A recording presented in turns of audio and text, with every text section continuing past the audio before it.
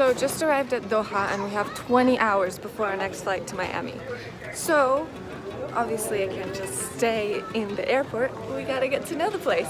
So we're gonna go explore Qatar and its many deserts. It's one desert. Many know Qatar as the richest country in the world, with a GDP per capita of a whopping $130,000. Qatar's modern history begins conventionally in 1766 with the migration of families from Kuwait, notably Al Khalifa. Their settlement in the new town grew a small pearl diving and trade center. Now, the biggest industries are that of oil and gas, which bring a lot, and I mean a lot of money. So we booked a 5-hour sunset desert tour because, why not? They pick you up from wherever you are and they take you to the first destination, which just happens to be riding camels. Fun facts about camels is that they have been long used in war times. Romans used the camels for their ability to scare off horses who were afraid of their scent. And in recent times, camels have been used to carry heavy gear and troops across hot, sandy deserts. Also, despite their association with the Middle East and Africa, camels actually originated from North America some 45 million years ago. They crossed the Bering Land Bridge to Eurasia and eventually going south. They also migrated down to South America, where they eventually evolved into llamas and alpacas.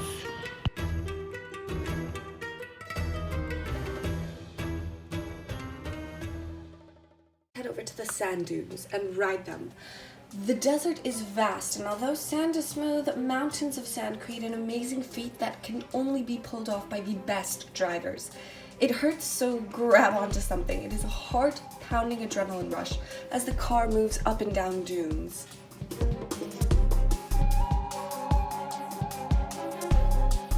If riding the dunes in the car is not enough, you can always try surf the waves, dude.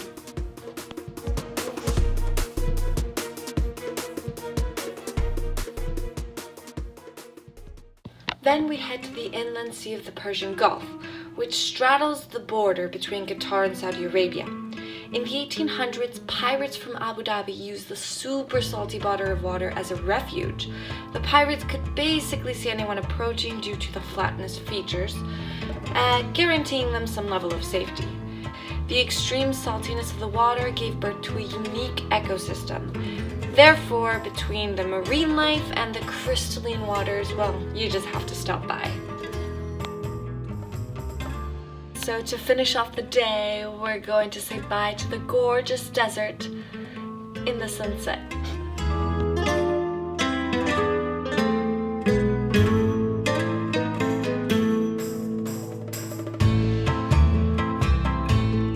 So finally done for the day, or not even done for the day. Finished the tour, it was amazing. I have so much sand in my boots, it's ridiculous.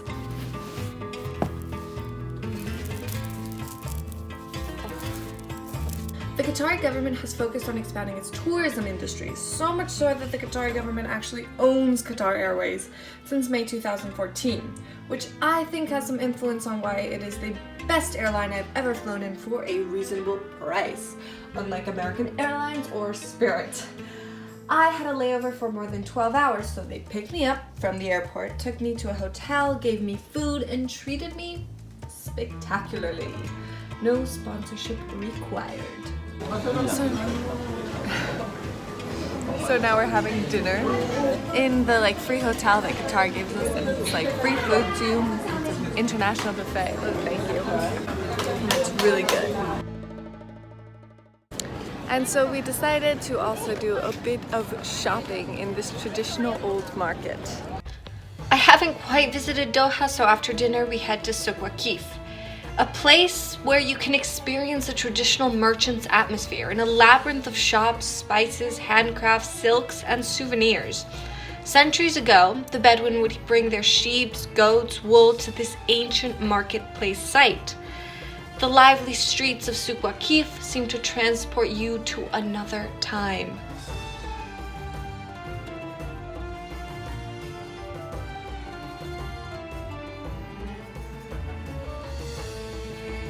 In the marketplace, you can also find a falconry. Here you will find people buying and selling, yes, falcons. It might seem weird, but it's a common practice.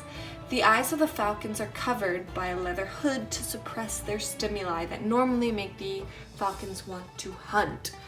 That way they will not hunt humans, hopefully. If none of these activities float your boat, then get on an actual boat. See what I did there? Or maybe visit the Museum of Islamic Art, which has beautiful art as well as architecture, which in itself is a gem. If you're interested in learning a bit about Islam, head over to the Islamic Cultural Center, Fanar, in Old Town. Or maybe decide to visit Pearl, Qatar, where the epitome of luxury is. If you're interested in architecture, visit the Aspire Tower. Or maybe just visit it because it's really cool.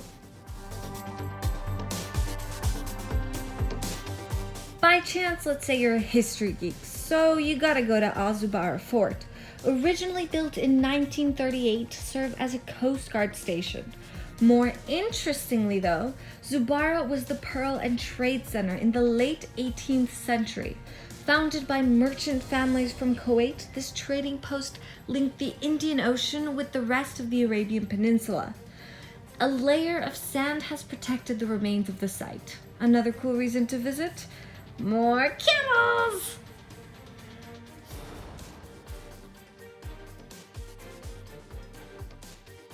So Qatar honestly took me by surprise. Everything is so luxurious and new, but also so much history at every turn.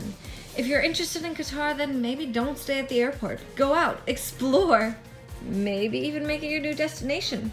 Although I will admit things are definitely not cheap. So I hope you guys like this video. Please give it a thumbs up, subscribe, and move on to your next video, which hopefully will be one of mine.